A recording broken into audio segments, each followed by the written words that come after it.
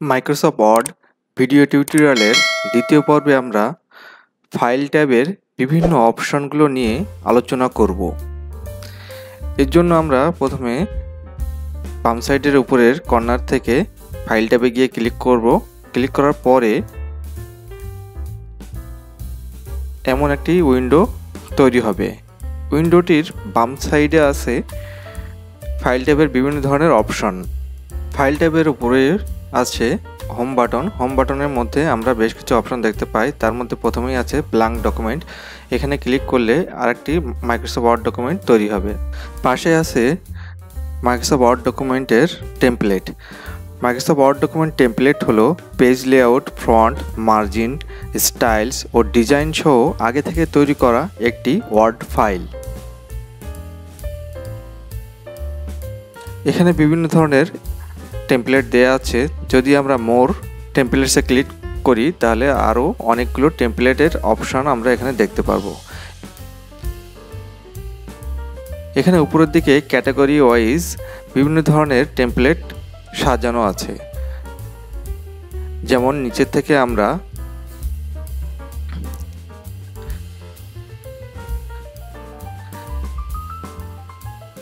একটি brochure select করব এবং দেখব সেটাতে কিভাবে এডিট করা যায়। প্রথম ব্রোশিওরটা সিলেক্ট করলাম, ইন্টেরিয়র ডিজাইন ব্রোশিওর, তারপর ক্রিয়েটে ক্লিক করলাম। তাহলে আমাদের ব্রোশিওরটির লেআউটটি তৈরি হয়ে যাবে। এখানে গিয়ে আমরা যদি ওয়ার্ডগুলো চেঞ্জ করে দেই, ওয়ার্ড বা টেক্সটগুলো চেঞ্জ করে দেই, তাহলে আমাদের ব্রোশিওরটা তৈরি হয়ে যাবে। এর জন্য আমাদের নতুন করে কোনো স্ট্রাকচার, লেআউট, ফন্ট সিলেক্ট করা লাগবে না। হোম ট্যাবের নিচের অংশে আছে রিসেন্ট এবং প্রিন্ট বলে দুইটা অপশন। এই দুইটা অপশনে কাজ হলো, রিসেন্ট অপশনে আমরা সম্প্রতি যে সকল ওয়ার্ড ফাইল নিয়ে কাজ করে এসেছি তারই একটা লিস্ট এখানে দেখা যাবে। লিস্ট থেকে আমরা যে ফাইলগুলো দেয়া আছে এই ফাইলের উপর ক্লিক করলে ওই ফাইলটা আমাদের ওপেন হয়ে যাবে। এর জন্য আমাদের ওই ফাইলটা যে স্থানে সেভ করা আছে সেই স্থানে যাওয়ার প্রয়োজন পড়বে না। এর পাশে আছে প্রিন্ট বলে একটা অপশন। প্রিন্টের কাজ হলো, আমরা সচরাচর যে সকল ওয়ার্ড ফাইলগুলো নিয়ে কাজ করি এবং যে ওয়ার্ড ফাইলগুলো আমাদের বেশি প্রয়োজন হয় সেই ফাইলগুলোকে চাইলে আমরা প্রিন্ট করে রেখে দিতে পারি।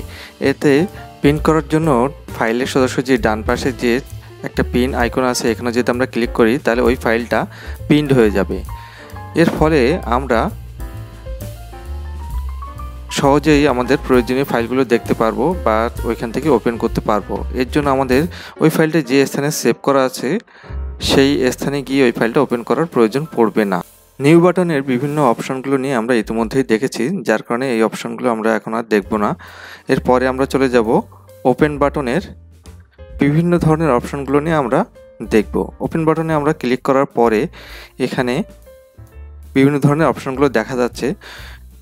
এখানে আসলে আমাদের আগে থেকে কাজ করা বা তৈরি করা ওয়ার্ড ফাইলগুলোকে আমরা কিভাবে কোন কোন উপায়ে আবার ওপেন করতে পারি তারই একটি লিস্ট এখানে দেয়া আছে। প্রথমে আছে রিসেন্ট। এই অপশনের মধ্যে আছে ডকুমেন্টস এবং ফোল্ডার। তার মানে প্রথমে দেখাবে আমাদের কোন কোন ডকুমেন্টসগুলো আমরা সম্প্রতি কাজ করেছি তার একটি লিস্ট এখানে দেখাবে। পাশেই আছে ফোল্ডার অপশন। ফোল্ডার অপশনের মধ্যেও আমরা সম্প্রতি কোন কোন ফোল্ডারগুলো নিয়ে কাজ করেছি সেই ফোল্ডারের লিস্টগুলো এখানে দেখাবে। এর নিচে আছে ওয়ান ড্রাইভের অপশন। ওয়ান ড্রাইভে যদি কারোর অ্যাকাউন্ট থেকে থাকে তাহলে এবং সেই অ্যাকাউন্টে যদি মাইক্রোসফট ওয়ার্ড ডকুমেন্ট থাকে তাহলে ইন্টারনেট থাকার সাপেক্ষে এখান থেকে তারা ওই ওয়ার্ড ডকুমেন্টটি ওপেন করতে পারবে। এর নিচে আছে দিস পিসি এবং ব্রাউজ। দিস পিসি এবং ব্রাউজের সাহায্যে আমরা আমাদের কম্পিউটারের মধ্যে যে সকল ফাইল আছে সেই ফাইলগুলো আমরা ওপেন করতে পারবো। এই দুইটা অপশন প্রায় একই। কিবোর্ড থেকে Ctrl+O প্রেস করেও আমরা কিভাবে একটি ফাইল ওপেন করতে পারি সেই অপশনে যেতে পারি। এরপরে আছে অ্যাড এ প্লেস অর্থ হলো আপনাদের যদি কোনো ভার্চুয়াল কোনো স্টোরেজ থাকে তাহলে আপনারা সেখানে এবং সেখানে যদি আপনাদের মাইক্রোসফট ওয়ার্ড ডকুমেন্ট থাকে তাহলে আপনারা সেই প্লেসটা থেকে গিয়ে নির্দিষ্ট ফাইলটি ওপেন করতে পারবেন।